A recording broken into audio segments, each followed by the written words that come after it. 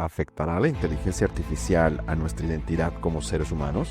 ¿Qué tan independiente puede llegar a ser la inteligencia artificial? ¿Las máquinas llegarán a tomar decisiones importantes sin supervisión humana? ¿Cómo podemos mantener el control sobre sistemas que pueden mejorarse a sí mismos? ¿Está transformando la inteligencia artificial los métodos tradicionales de investigación y educación? ¿Estás listo para adaptarte a esta nueva realidad?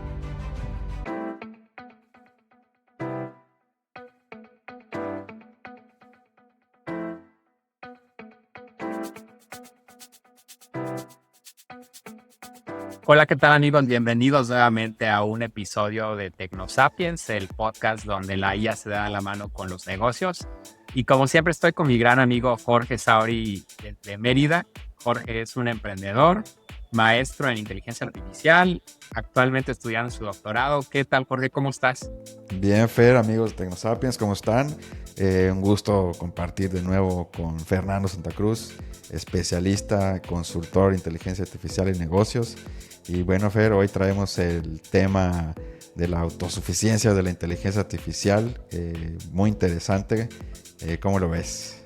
Muy bueno, la verdad es que vamos a estar revisando qué tan independiente ya puede ser la inteligencia artificial y sobre todo, Jorge, impacto que puede tener en las carreras de ciencia, tecnología, matemáticas, lo que se le conoce como STEM.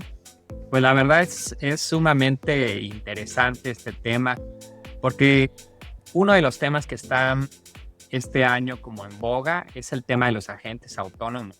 Entonces, cuando hablamos de la autosuficiencia de la inteligencia artificial, es decir, que cada vez es más independiente, pues la verdad suena un poquito a ficción a veces.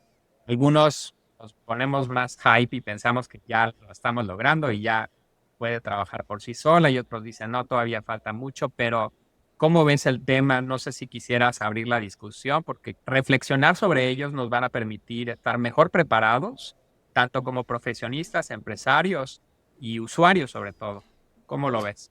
Exactamente, sí, bueno, el tema de la autonomía de una inteligencia artificial es un tema que ha venido fascinando al mundo de la investigación, a los científicos, de la información, del cómputo y todo, ¿no? Digo, definitivamente hoy por hoy vemos un camino más claro hacia allá, ¿no? Antes era como ciencia ficción, pero ahora con todo este tema de los agentes autónomos y todas las capacidades que están logrando tener los modelos y las herramientas de inteligencia artificial, ya no se ve tan lejano, ¿no? Ese horizonte, ya se ve más tangible. Y pues bueno, aunque todavía yo considero, en mi opinión, estamos todavía algo lejos, ¿no? O sea, bueno, o al menos para compararlo con una autosuficiencia como la de nosotros los humanos, todavía siento que hay algunos huecos por allá que va a ser difícil llenar, como el tema, eh, pues no sé, de la adaptabilidad, ¿no? De la manera en que el ser humano se adapta a su entorno, como el método, los mecanismos de aprendizaje, ¿no? De generalización y muchas cosas que todavía creo que aún no alcanzamos, pero que ya se ven más cerca.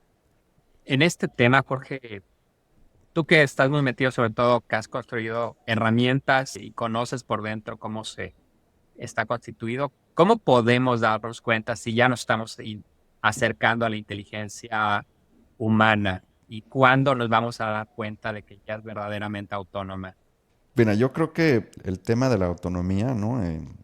O sea, los modelos actuales, digamos que aprenden y ya generalizan y podemos ver cómo de alguna manera parecen comprender el mundo. Sin embargo, bueno, incluso el tema este de los agentes, ¿no? Que vemos que toman decisiones y realizan acciones en un entorno controlado, pues bueno, pareciera, ¿no? Que ya estamos por allá, pero yo creo que para realmente tener pues una inteligencia artificial autónoma, se requiere algo un poco más allá, ¿no? O sea, el tema del razonamiento generalizado, definitivamente el tema de la comprensión del entorno, tal cual como nosotros la concebimos o la entendemos, ¿no?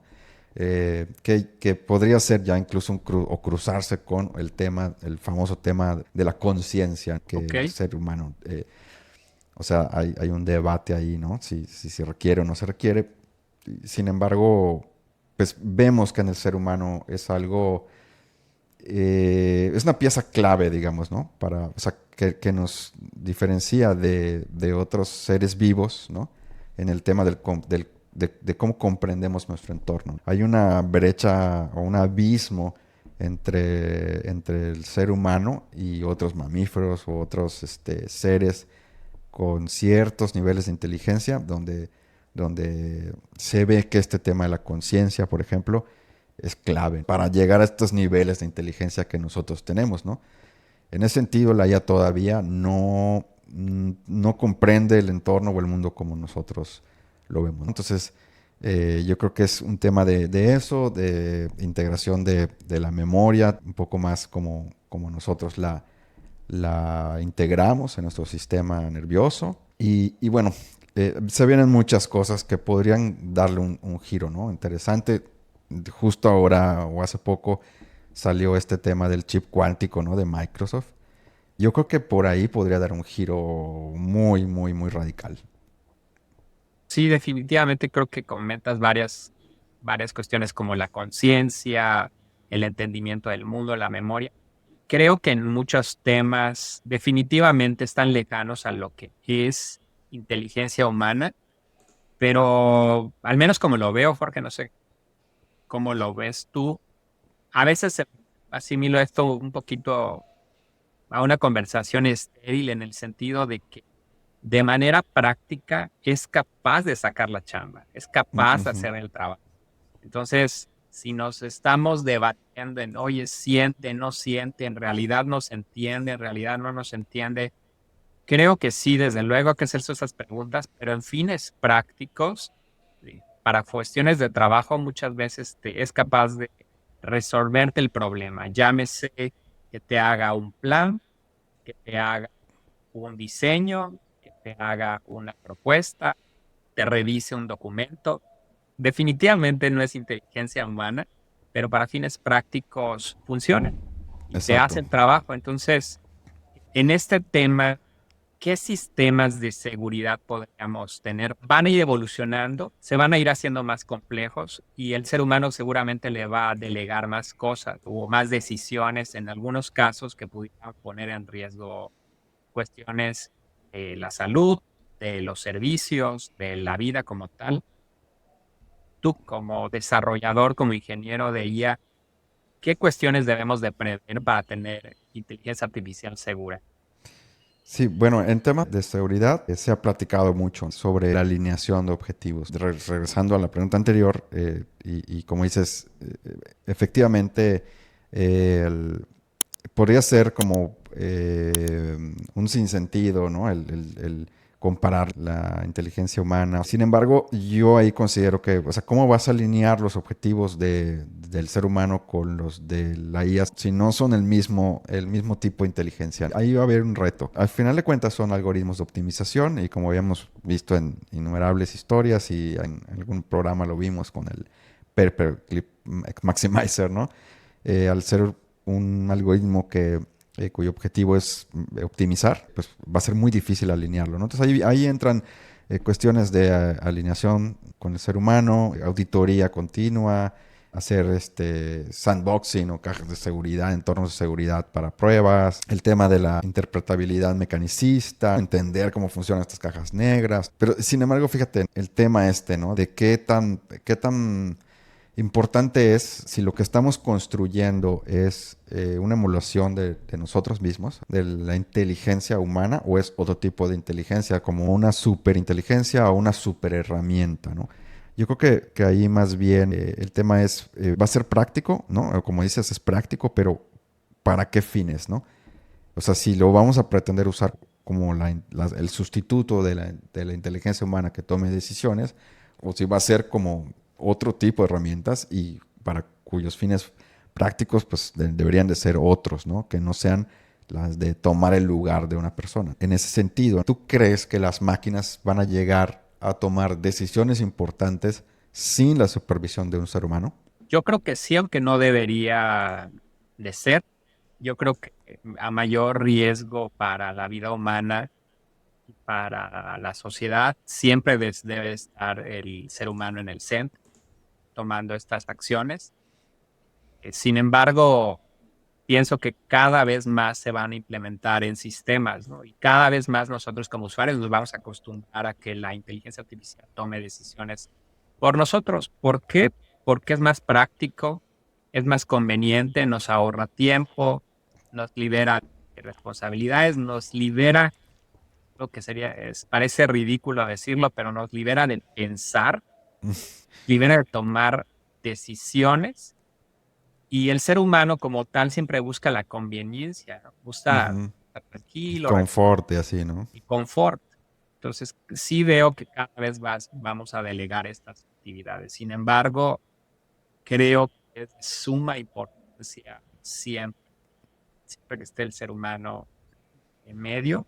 Y como dices, que estos modelos estén alineados a valores morales, a valores éticos, poniendo al ser humano en el centro, ¿no? No solamente es un proceso de optimizar las respuestas, optimizar el resultado, porque muchas veces en cuestiones humanas o teniendo valores humanos, no solamente se trata de optimizar, tienes que pensar que hay un ser humano que siente, que respira, que tiene emociones, sensaciones, pensamientos, dolores, etcétera, que algunas decisiones no son las más óptimas en términos económicos o de productividad, pero se tienen que tomar porque en el centro está el ser humano. Entonces, resumiendo, sí vamos a delegar cada vez más y más actividades.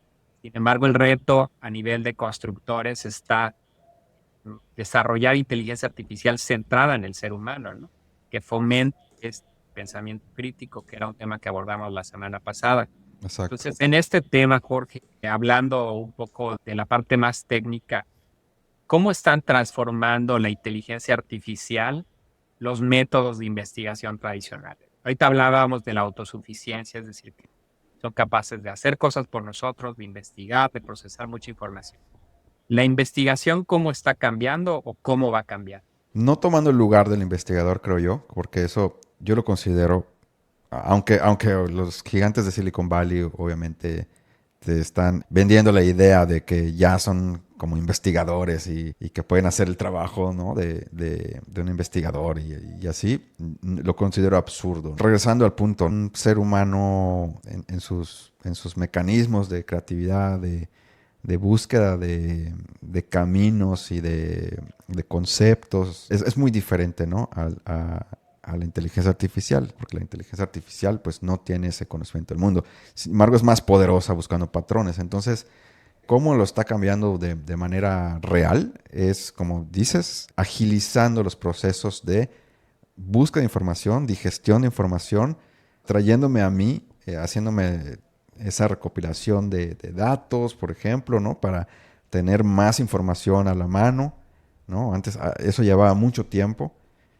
Ahora pues, lo tienes instantáneo, es una maravilla. Puedes pues, tener una herramienta que te ayude a cruzar conceptos, a tener más ideas eureka. Si bien los modelos de razonamiento sí tienen de repente este tipo de características, no se compara con las pues, de un humano, ¿no? Una persona que está dedicada a esto. Entonces, está cambiando el mundo de la medicina, ya lo vimos con DeepMind, con el tema de las proteínas y muchas cosas. Y bueno, yo te quiero preguntar a ti, en ese sentido, si estamos llegando a estos sistemas inteligentes, ¿no? Que además pudieran llegar a mejorarse a sí mismos, ¿no? Que es como la automejora. Entonces, imagínate que la herramienta ahora como puede programar, ¿no? Se puede automejorar y entrar en este loop de automejoras, ¿no? Donde se va a ir mejorando cada vez más. ¿Cómo cambiaría nuestra vida diaria, ¿no? En todos los sentidos y a cualquier persona, no solo investigadores, sino personas de a pie, digamos, o sea, nuestra vida cotidiana, en la educación, en el trabajo. Y dos, si esto llega a suceder y cuando esto llegue a exponenciarse, ¿cómo podríamos mantener el control sobre algo que se mejora a sí mismo y se va haciendo cada vez más complejo? A lo mejor a un ritmo en el que nosotros no podamos ni entender cómo se está haciendo más complejo. Para ver si entendí bien la pregunta, es con esta IA que se automejora, cómo mantener siempre el control y ver que no se nos salga de las manos, algo ¿Cómo así. se nos salva? Y cómo nos impactaría, ¿no? O sea, ¿Cómo nos impacta? Claro. cómo lo controlamos. Sí, hace unos episodios, vamos a buscar para también ponerles el link, hablábamos de mecanismos de seguridad. Yo creo que de primera mano, con esta IA que es capaz o será capaz de automejorarse y regularse, utilizábamos un concepto que se le llama operability, Interpretability. interpretability, mechanistic interpretability. El episodio hace referencia a las lobotomías Sí. del cerebro, a modelos de inteligencia artificial. ¿Y de qué se trata esto? Y que creo que es muy relevante lo que comentas, Jorge. Con estas técnicas es básicamente censurar, primeramente identificar dentro del modelo de inteligencia artificial qué partes activan situaciones peligrosas. Por ejemplo, que los modelos traten de engañarnos o nos oculten información, nos hagan gaslighting, en fin, una serie de mecanismos para no alinearse a los lineamientos humanos. Creo que esta área de conocimiento va a ser sumamente importante. Te platicaba antes de entrar al episodio que si me encanta regresar a la escuela, posiblemente me gustaría meterme a esa área, porque identifica dentro de los modelos qué áreas son peligrosas para poderlas controlar, censurar, para tener modelos mucho más seguros y alineados. Ese es un tema, ¿no? Creo que estamos en una etapa muy temprana donde siguen funcionando como cajas negras en el sentido de desconocemos a profundidad cómo la misma IA va tomando esas decisiones. Entendemos cómo están construidos desde la parte matemática y algorítmica. Sin embargo, una vez que prendemos la máquina, no lo sabemos. Entonces, creo que ese tema va a ser sumamente relevante. Hacer mucha más investigación en seguridad de inteligencia artificial para poder censurar, monitorear, extirpar comportamientos peligrosos. Eso es Exacto. lo que podría hacer, porque creo que como herramienta va a ser una herramienta sumamente importante para seguir innovando, seguir creando, seguir generando ciencia, investigación, innovación, pero también tenemos que estar conscientes de que se nos pueden ir de las manos o pueden generar comportamientos que no tengamos previstos. Esa sería como la parte más técnica, cómo están construidas las herramientas. Sí, totalmente. Sí, totalmente. Sí, Tú como desgraciadamente constructor, ¿qué tan difícil es es bien realmente difícil. controlar esto? Es bien difícil y fíjate que yo lo que estaba pensando, ¿no? En que estaba viendo el anuncio de Microsoft y así, ¿no? Viendo cómo avanza también la computación cuántica. Siento que mientras más nos acercamos hacia esa inteligencia humana, mejorada incluso, ¿no? O sea, esa emulación, o sea, como haciendo esos modelos más inteligentes, va siendo más difícil la interpretabilidad, ¿no? Porque cuando entren chips cuánticos, qué difícil va a ser interpretar un modelo donde ya incluso ya no es pues la clásica computación digital, ¿no? O sea, sino por su naturaleza la tecnología de la computación cuántica es probabilística y es todavía más complejo, ¿no? Entonces va a ser todavía más, va a ser un reto enorme y quizás mientras nos dirijamos hacia allá va a ser casi imposible, no lo sé, ¿no? Eso es lo que yo pienso, ¿no? Ahora, Claro. digo, abordando el tema del STEM, ¿no? De la educación que pues, planteamos al principio, ¿tú cómo crees que la inteligencia artificial está transformando el tema de la educación, ¿no? O sea, ¿cómo podemos asegurarnos que esta tecnología nos va a beneficiar a todos, ¿no? Y no solo a los que tienen acceso, ¿no? Ahí hay dos preguntas y la verdad creo que son sumamente interesantes. La primera, que tiene que ver con las carreras de ciencia y tecnología, cómo van a cambiar. Primero es eso, ¿no? Van a cambiar. Creo que de manera general no han cambiado, aunque la inteligencia artificial lleva muchísimo tiempo. En los últimos 3 años se dio el boom con la salida de ChatGPT. Yo sigo viendo en los procesos formativos, porque nos toca trabajar con universidades y con chicos que están recién egresando, los siguen formando de manera tradicional.